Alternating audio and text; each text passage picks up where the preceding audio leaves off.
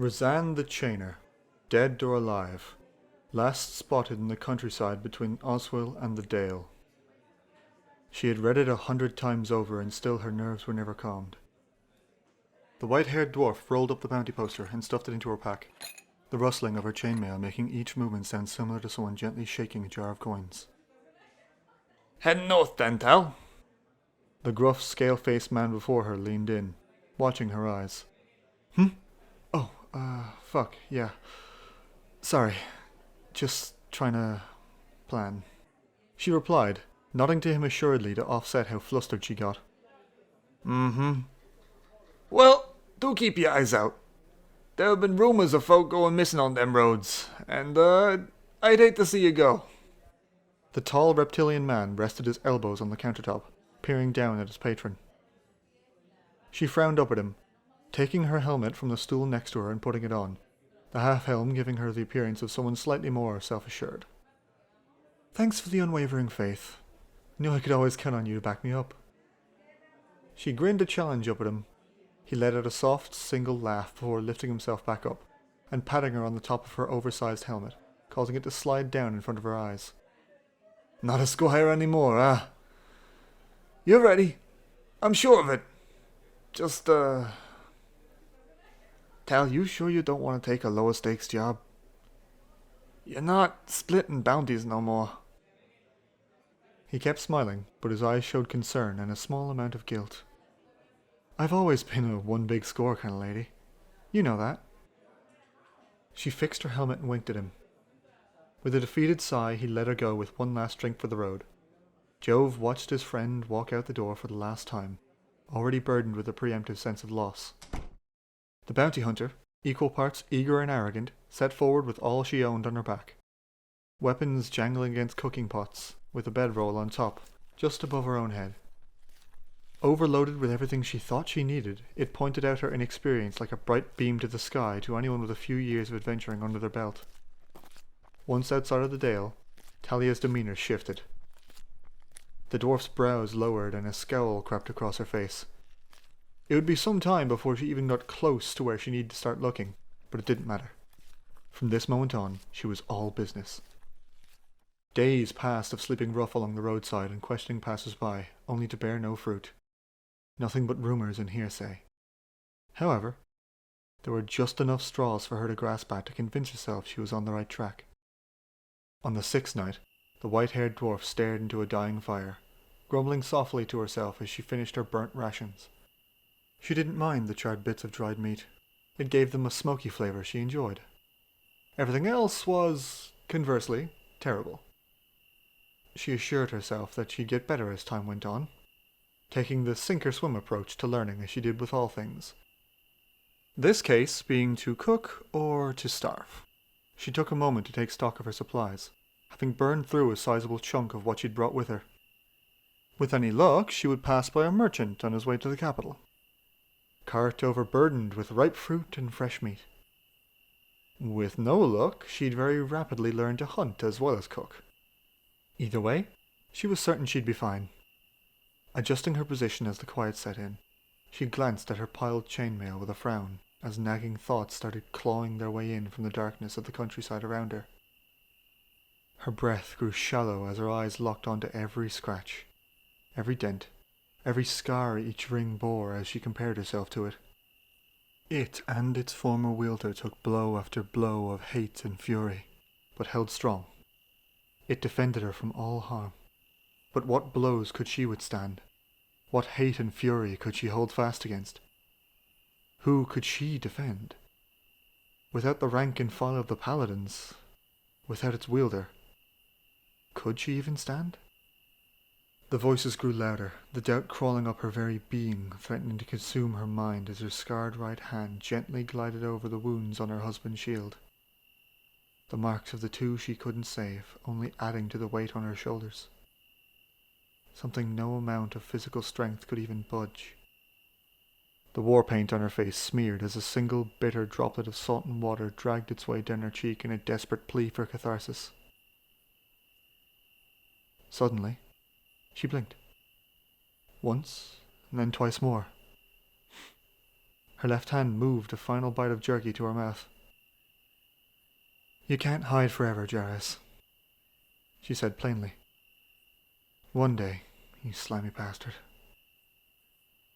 The thoughts were set aside, and the shield shoved to the grass beside her. "I think it's time I get a new partner." An all too familiar silence fell on the woman again, her eyes returning to the fire. This time she made sure not to keep them in one place too long, lest her mind wander towards the creeping slug that loomed over her sanity. As Nos above dragged herself across the sky, her eyes started to dim. She stood up, kicking some dirt onto the fire to extinguish it, and to allow her mind some much-needed rest. As she went to lay down, however, the hairs on the back of her neck stood up. Something moved in the greyness of the night. Sitting up and jerking herself forward, Talia grabbed her helmet, setting it quickly on her head as she reached for her weapons. She raised her axe and shield, mentally committing herself to sleeping in full armor from now on. Feeling naked in the leather jerkin with her usual steel attire being so close at hand, she attempted to focus her eyes on the gloom. A club lashed out at her from the darkness, clipping her side and throwing her into the all-too-familiar haze of combat. 3 cloaked figures surrounded her, wearing darkened robes to hide themselves in the cover of the night. She darted forwards, refusing to be cornered on the side of the road. A slash across the leg, followed up with a swift backhand from her shield, took the first assailant off their feet. "Oh, catty for a keg belly, ain't she? You alright over there, Kay?" One of them chuckled, patting his club as his eyes drifted over to his reeling companion. "Oh, she'll do more than nicely." The other moved closer. "Suck a cock, you fucking embarrassment!" She barked back, drawing another confident chuckle from the two. "Such a foul mouth. If you were a few feet taller, I'd be shaking in my boots. As it stands, it's just sad." She hurried forwards, taking the initiative and swinging across at the chattier one, narrowly missing his neck before she twisted the haft of the axe around and reefed it back towards herself. The beard of the axe caught around his club and yanked it from his hands, flinging it into the night. With triumph came a cost, however, as the other assailant grabbed her from behind, trying to restrain the woman and holding her to be beaten. He managed to lock her axe arm behind herself before she dropped her shield and grabbed him by the collar. With strength she prided herself on, she took the 3 attackers by surprise as she lifted the man over herself with one arm. With a grunt of anger, she threw the man onto the ground, his back impacting the dirt hard as she raised the axe to finish him off. She went to swing down, only to catch a punch to the jaw, making her stagger back. The first foe that she'd knocked off her feet moved behind her, brandishing a small axe with cruel intent. Talia gripped her axe in both hands and swung it at the chatty, unarmed attacker, catching the bastard along his arms and forcing him away. "Got a strong arm on you, miss. Too bad it's not strong enough." A smirk grew beneath the cowl that hid his face. With a sharp swing, the hand axe dug itself into the dwarf's helm, splitting a jagged gash in the steel down its centre. Now lodged halfway up the hand axe's blade, the loose-fitting armour lifted off the woman's head as the weapon was withdrawn. She dropped to one knee. Despite the adrenaline telling her all was fine, she quickly gripped at the wounded area to assess the damage. It wasn't a deep hit, the helmet taking the brunt of the blade, but it still hurt like the hells themselves. Her eyes locked on the helm as it fell to the ground, peeled off the axe's blade. "I'm going to crush your fucking head," she growled, teeth bared in pain and anger. "Razan'll like her," he chuckled, nodding to his ambushing compatriot. With a sudden thump, everything went dark. In the confines of her mind, she wondered if this was the end. And, if so, did she want it to be? Was there comfort in the fight being over? Having nothing more to live up to? No vengeance to crawl through fire and flame for? To finally just allow her mind to find release in the finality of her chapter coming to a close? There was an odd sense of peace in the void while she questioned all this. In the end, she chalked it up to the good, long rest she was forced to have, if only to suppress that thought further after the fact. Regardless of the half-pint's internal answer to that question, her eyes fluttered open to the same sky she was about to fall asleep under, separated from her by the iron bars of a cage, the grass beneath her kept away by a layer of metal that made her back sore. A campfire flickered nearby, accompanied by the soft breath of an old guard dog. Her face softened as she stared upwards, and was brought slowly back to reality, an unhappiness in her core tugging harder and harder at her spirit. Her eyes slowly wandered around as she sat up, the movement stinging the back of her head. There were other cages nearby. Filled cages. The hulking figure in the cage next to her slowly turned its enormous mass towards her, leaning in a little closer curiously. Talia's eyes widened with realization. She knew those tattoos. "Kroll! Kroll, is that you?" she whispered, curling her fingers around the bars as she leaned in closer. "Talia?" The giant cocked his head to the side. "Friend!"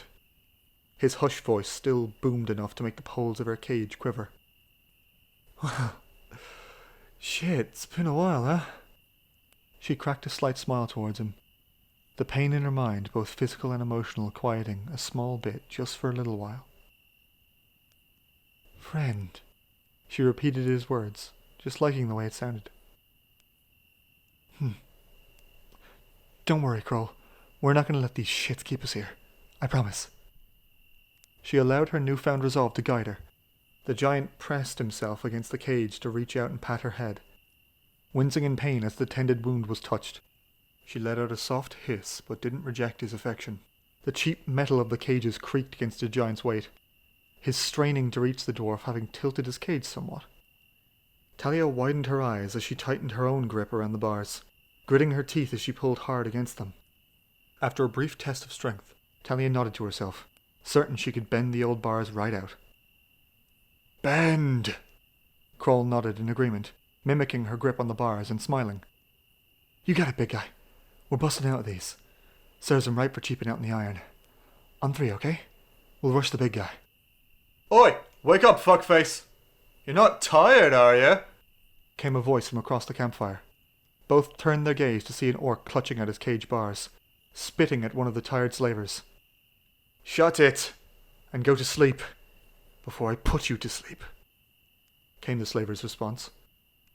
I welcome the attempt. As long as I'm behind these bars, you will find no rest, you slaver shit." The prisoner pounded his chest.